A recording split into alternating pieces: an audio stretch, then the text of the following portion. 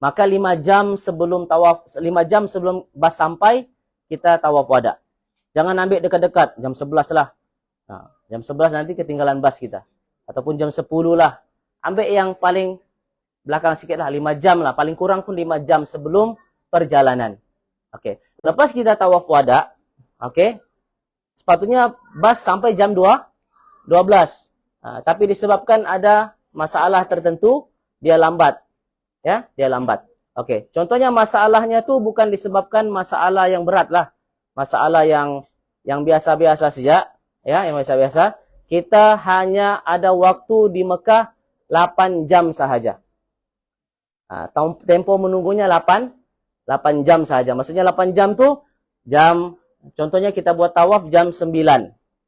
Oke? 10, 11, 12, 1, 2, 3, 4, 5.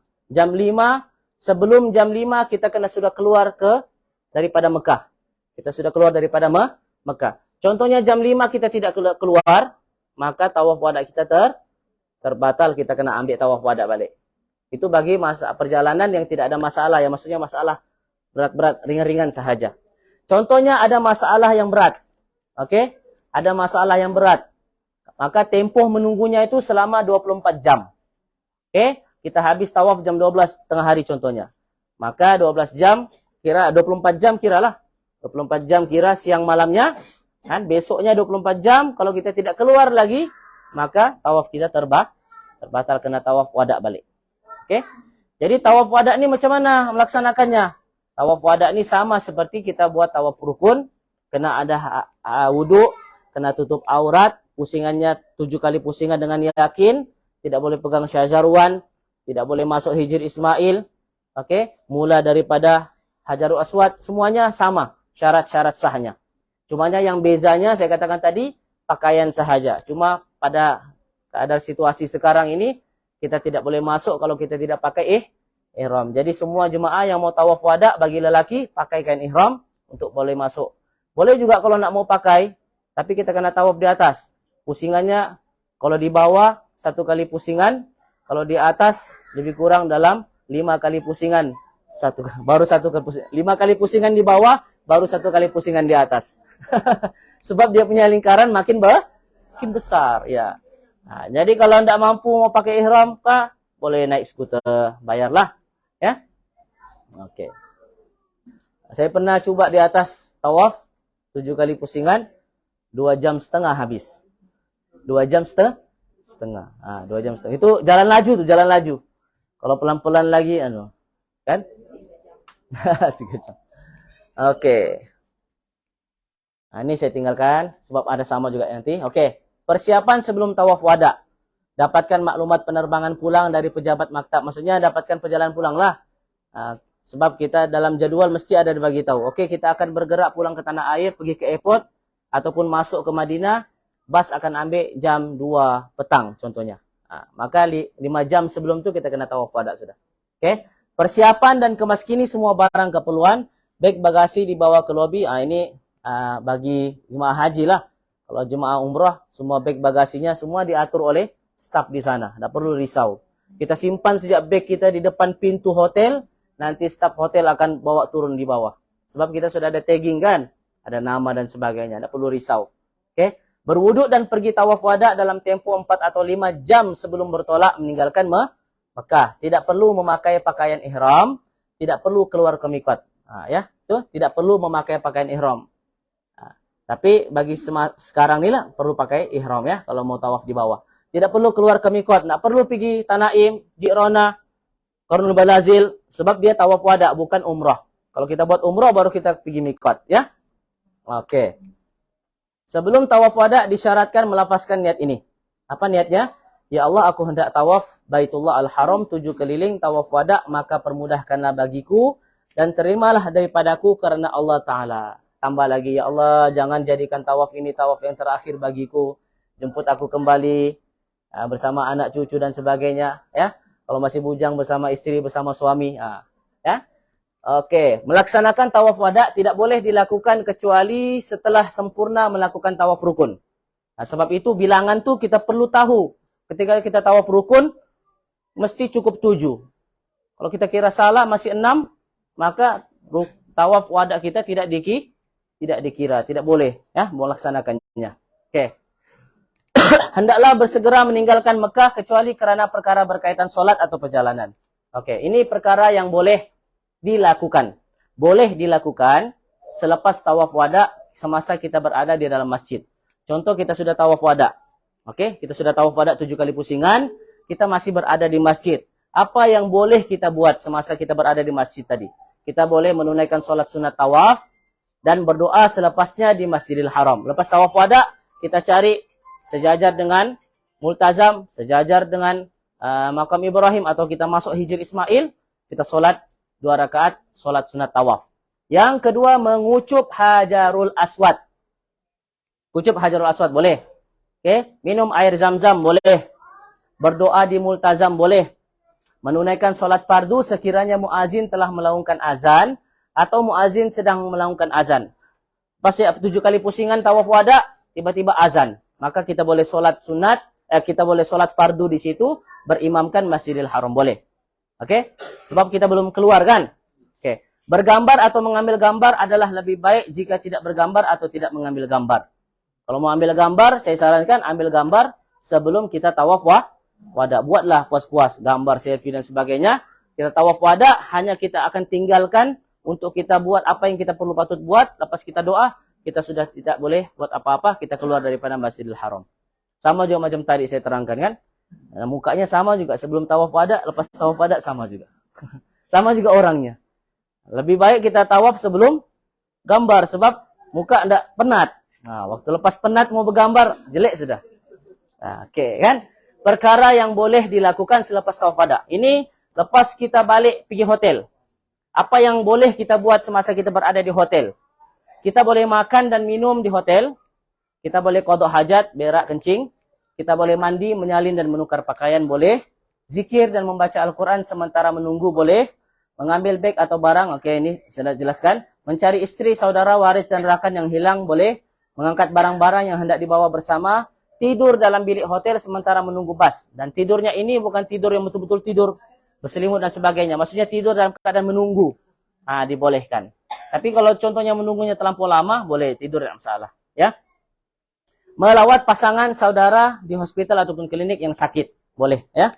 Nah, ini dibolehkan. Lagi perkara yang boleh dilakukan selepas tawaf wada, yaitu sebarang urusan yang berkaitan dengan perjalanan. Sama ada ke Jeddah atau Madinah seperti membeli makanan untuk perjalanan, beli roti, ya, itu bolehlah. Tapi kalau mau beli cendera hati untuk keluarga, mau belikan pakaian untuk anak cucu, baru dia ingat oleh-oleh jiranku belum dibelikan. Lepas tawaf wada tidak boleh beli. Kalau mau beli selesaikan sebelum tawaf wada. Mau cari cerek ke apakah, beli sebelum tawaf wada. Orang dulu-dulu aja kan masih cerek emas. Oke, kemudian bersedekah ketika menunggu kedatangan kendaraan di penginapan. Nah, bersedekah pun sebenarnya tidak dibolehkan selepas kita tawaf wada.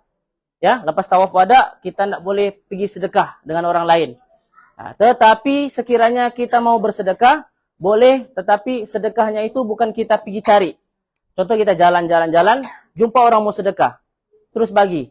Bukan kita mau sedekah, kita mana ya? Baru pergi keliling lagi, cari lagi orang. Itu tidak boleh. Kalau kita mau sedekah, dalam perjalanan balik itu kita jumpa orang yang kita mau sedekah. Jumpa.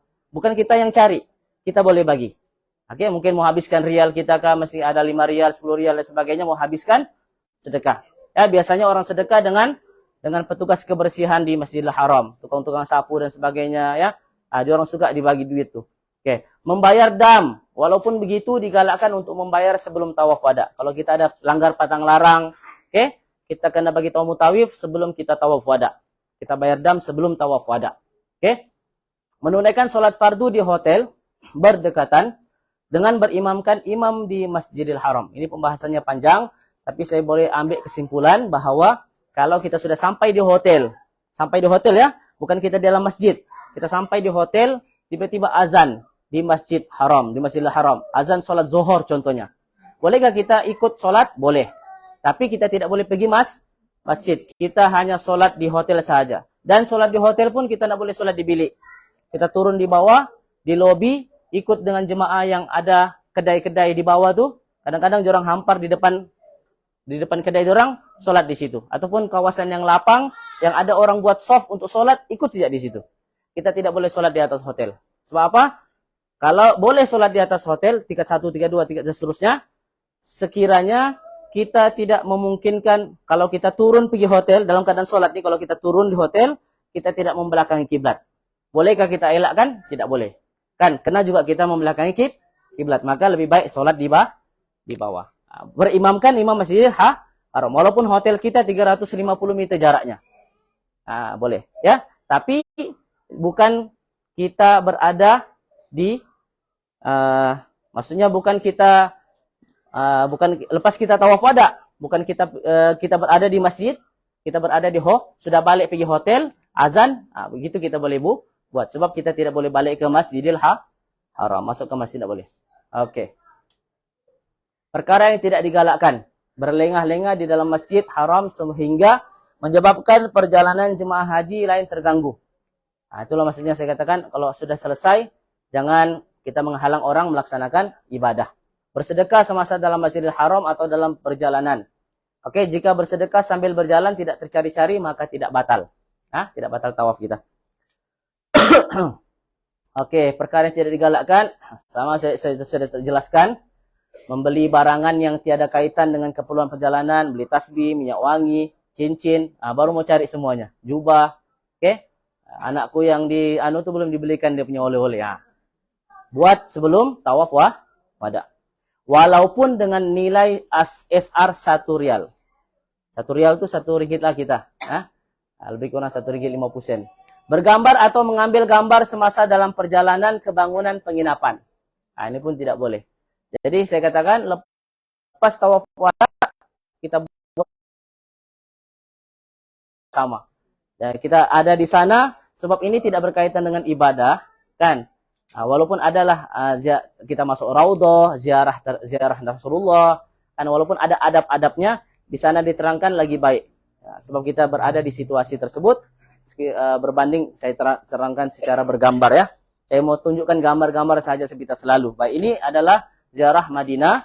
Ziarah Madinah, kita pergi ke Madinah, kita luruskan niat, betulkan niat, pergi sana hanya untuk ziarah Rasulullah sahaja dan ziarah tempat-tempat yang lain, ziarah para sahabat dan sebagainya, untuk ziarah masuk Masjidil Haram dan pergi Raudhah dan sebagainya. Oke? Baik. Yang penting niat utama adalah ziarah Rasulullah sebab di sana jasad Rasulullah. Oke, salatun fi masjidi hada khairun min alfi salatin fi ma siwahu illal Masjidil Haram. Sepahala sembahyang di masjidku ini adalah 1000. Di Masjidil Haram, di Masjid Nabawi kita solat, kita dapat 1000 pahala. Kalau di Masjidil Haram kita solat, kita dapat 100.000 pahala. Ya, oke. Jadi semua yang tambahan masjid kan, Masjid Rasulullah kecil. Semua tambahan-tambahan itu juga termasuk di dalam Masjid Nabawi. Jadi di mana kita solat, kita akan dapat 1000 pahala. Oke. Ini objektif ziarah, kita maklumlah nanti di sana ya. Memberi kepahaman, kita nampak tempat-tempat bersejarah. Oke. Ini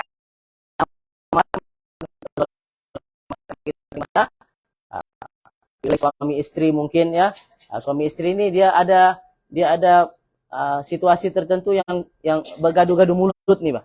Kan, bergaduh mulut tidak bersepahaman lah, bukan bergaduh apa begitu bukan. Maksudnya tidak bersepahaman, jangan keluarkan kata-kata yang tidak baik sama-sama. Sama juga dengan anak, dengan istri, ataupun sama-sama jemaah, kita kena jaga adab sama-sama jemaah. Benda yang jemaah orang lain tidak suka, yang kita tidak suka dibuat dengan kita, begitu juga dengan jemaah yang lain, dia tidak akan suka dibuat dengan cara seperti itu. Maka kita kena elakkan. Sebab apa? Ada ancaman Rasulullah SAW. Kelebihan mati di Madinah. Siapa yang mati, yang mampu untuk mati ataupun meninggal di Madinah, hendaklah dilakukan.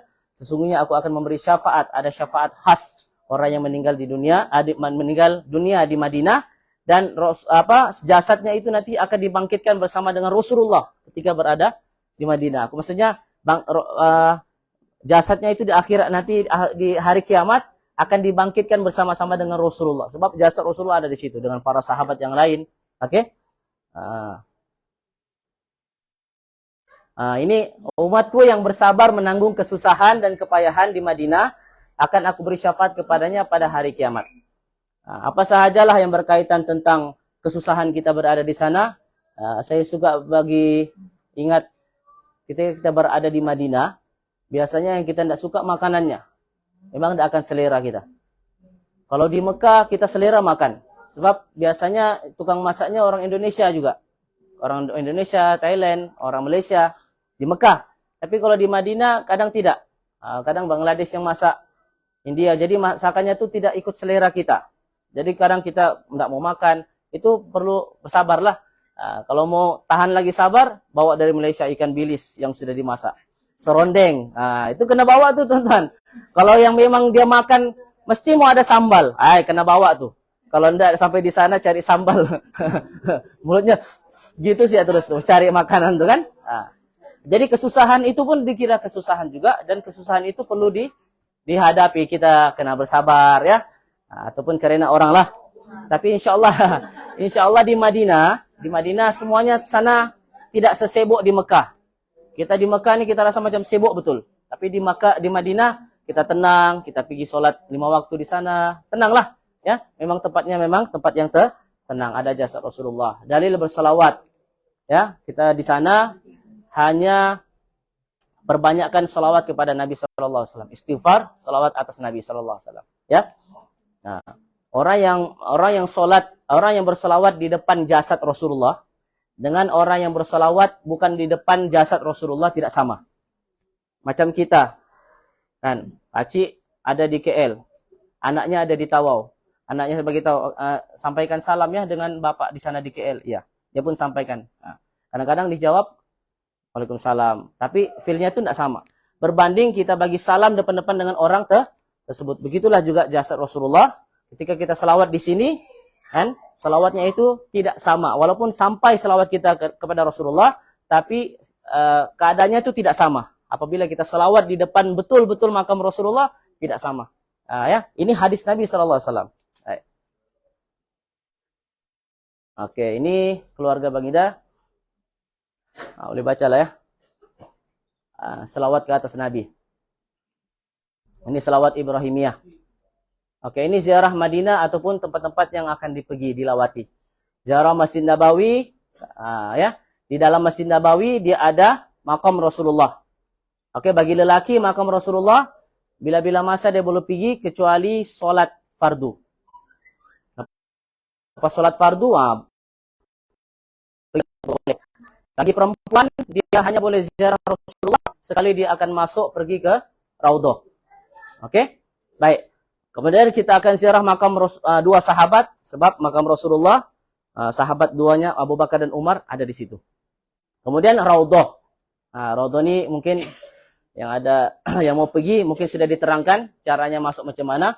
Ya, dia menggunakan nusuk ataupun tasrih. Ya, nusuk tuh kita apply daripada application. Kalau tasrih itu jemaah travel yang akan uruskan. Oke. Perkuburan Al-Baqi. Perkuburan Al-Baqi ini kalau mau ziarah boleh ziarah pagi lepas subuh ataupun petang lepas asar. Ya. Ziarah tempat sejarah. Oke, maksudnya ziarah tempat sejarah ini di luar lah, kawasan luar Masjid Nabawi. Kita akan pergi Masjid Quba. Oke. Tempat masjid yang pertama sekali Rasulullah bina di Madinah, ya.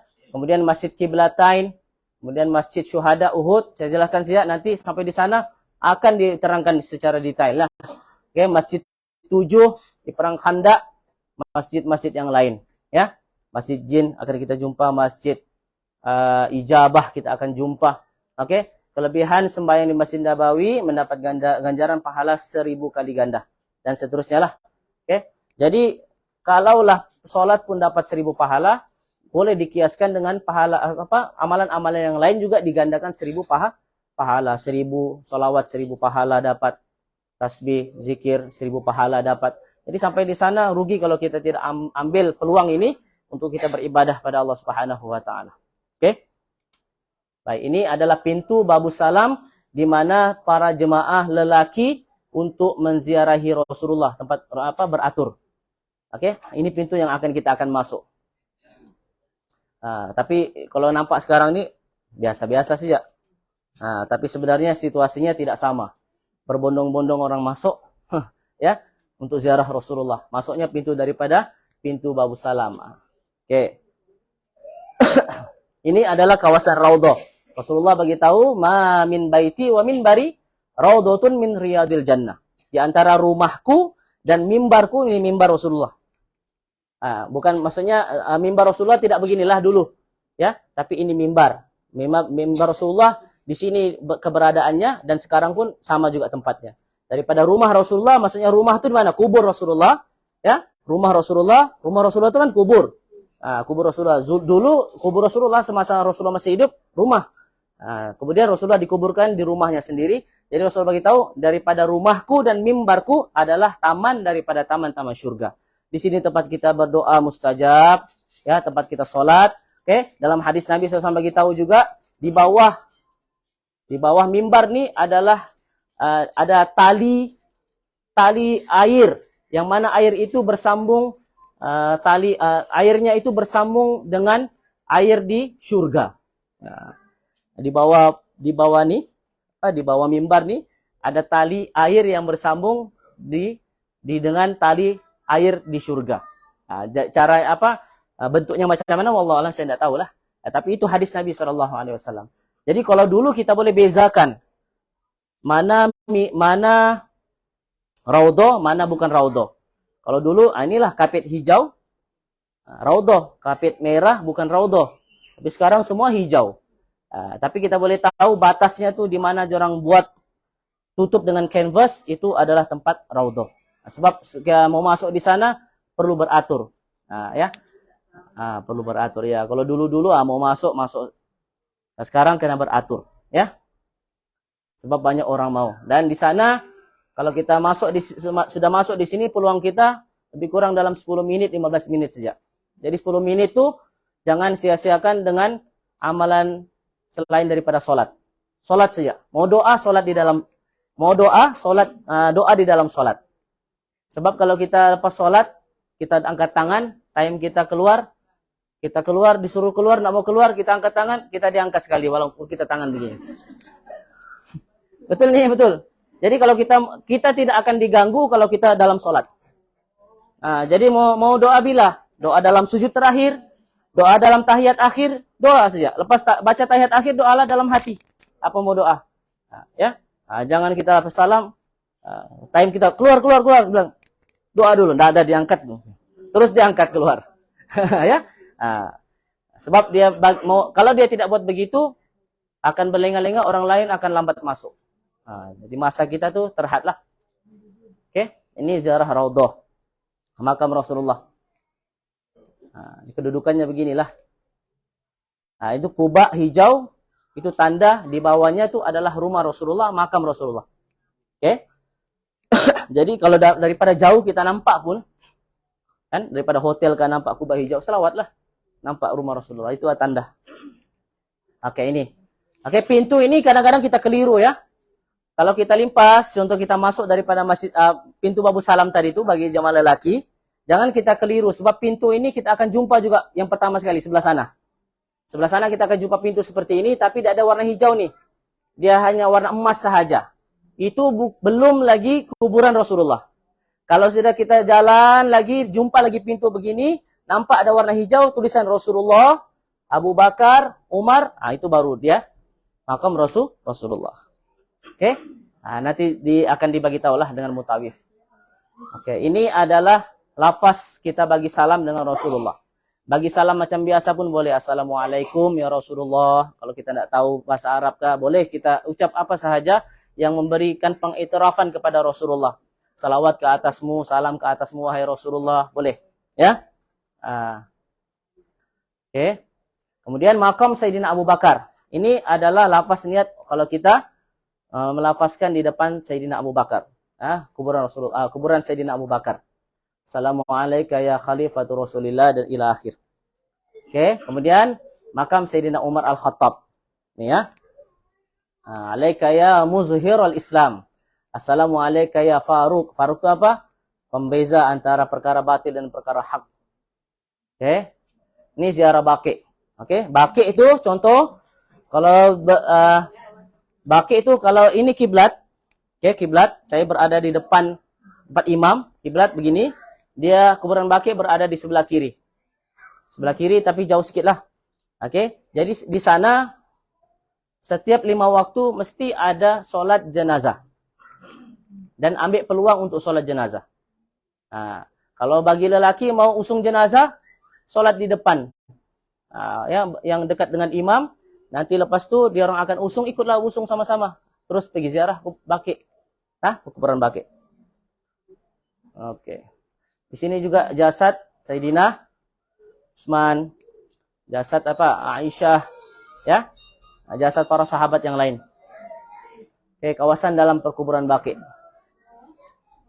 Oke, ini Masjid Quba. Oke, hadis Rasulullah bagi tahu barang siapa yang berwuduk daripada rumahnya ataupun hotelnya, kemudian datang ke Masjid Quba, sholat 2 rakaat, pahalanya sama seperti mengerjakan ibadah umrah. Ya. Oke, Masjid Quba. Ini destinasi Masjid Quba. Ini boleh nanti dijelaskan di sana. Ini Masjid Qiblatain, tempat sejarah Rasulullah memindahkan kiblat. 120 derajat Rasulullah pusing ke belakang untuk arah Masjidil Aqsa ke Masjidil Haram. Oke. Ini nanti dijelaskan. Sebahagian Masjid 7 ini yang kita nampak ini dipanggil Masjid Al-Fatah. Masjid 7 ini berada di lokasi perperangan Khandak, perperangan parit tuh yang Rasulullah gali parit. Di sinilah tempatnya. Ada 7 masjid di sini. Kenapa dipanggil masjid? Tempat itu adalah masjid yang sekarang ini dipanggil masjid sebab waktu zaman Rasulullah perang, dia adalah tempat kubu setiap panglima perang. Salman Al-Farisi, Abu Bakar, setiap orang tuh ada kubu masing-masing. Jadi kubu itu dipanggil sebagai masjid. Ada 7 sekeliling inilah. Oke. Nah, ini adalah Jabal Uhud dan perkuburan syuhada. Semua akan pergi di sini juga. Oke, ini adalah perkuburan syuhada Uhud. Ketika peperangan Uhud yang meninggal dunia di sini dikebumikan, termasuklah pacik Rasulullah Sayyidina Hamzah yang dimakan hatinya oleh Hindun tuh, sinilah dikebumikan. Dulu kuburan ini nampak dia punya bentuk kuburan tapi ada satu ketika tuh banjir, semuanya terapung. Dia punya jasad pun ada yang terapung, diratakan sekali. Oke. Di belakang tuh itu adalah Jabal Uhud, Gunung Uhud. Tinggi ya, tinggi.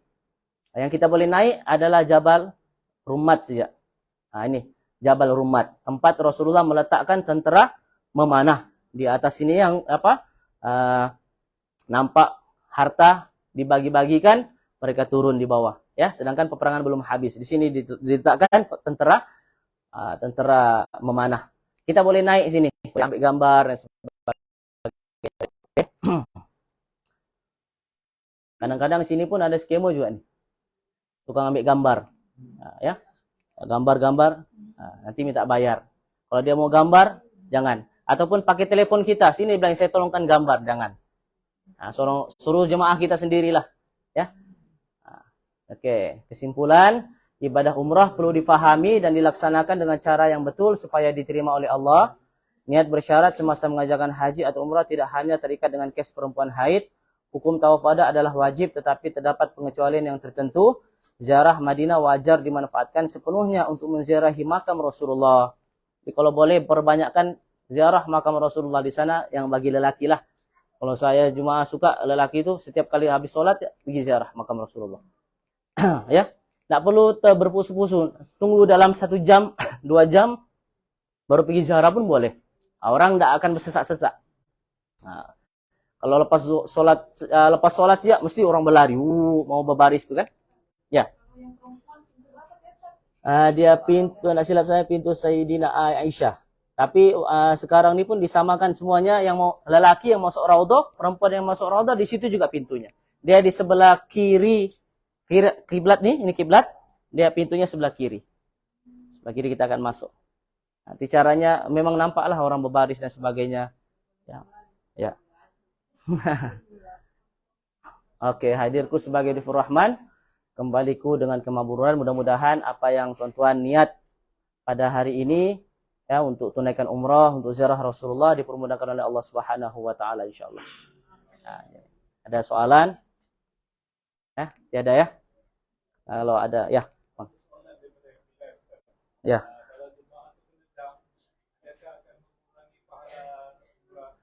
Ya. Biasanya pantang larang ini kalau kita tinggalkan memang akan mengurangi pahala lah. Sebab itu perlu dijaga. Perlu dijaga dan kita kena tengok juga apa pahala, apa pantang larang yang kita langgar. Pantang larang yang kita langgar, kemudian mengikut dam yang kita bayar, ya. Memang akan kurang pahala, memang tidak sama dengan ibadah yang kita laksanakan dengan cara sempurna yang kita tidak langgar. Sama juga macam kita sholat kan. Kita ada perkara-perkara yang makruh, yang kita tidak perlu buat tapi kita buat, akan mengurangkan pahala. Begitu juga di dalam ibadah umrah. Jadi kalau ada kesilapan daripada saya sampaikan, mudah-mudahan Allah SWT ampunkan saya. Saya minta maaf pada tuan-tuan ya, sekiranya ada kesilapan ataupun terkasar bahasa atau terlebih kata dan sebagainya. Apa yang saya sampaikan mudah-mudahan Allah SWT beri manfaat kepada saya, kepada tuan